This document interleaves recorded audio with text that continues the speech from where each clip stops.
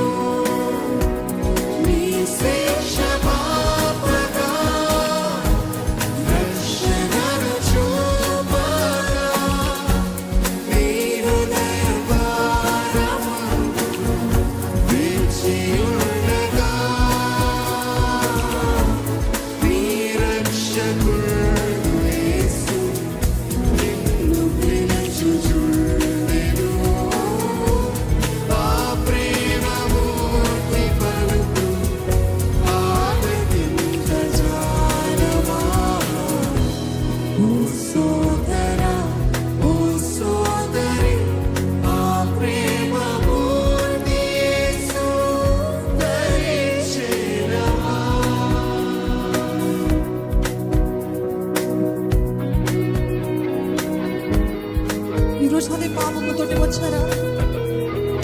ఈరోజు అదే బలహీనతతో వచ్చారా?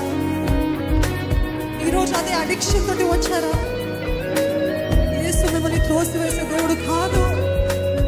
ఉన్న పాటను వచ్చి వారికి, ఉన్న పాటను ఆయన సన్నిధిలో ఒప్పుకొని విడిచిపెట్టే వారికి దొంగ ఏ రీతి అయితే క్షమాపణ పొందుకున్నాడు, ఈరోజు మీరు పశ్చాత్తాపడినట్లయితే నిశ్చయముగా మీరు క్షమించబడి తిరిగి వెళ్తారండి.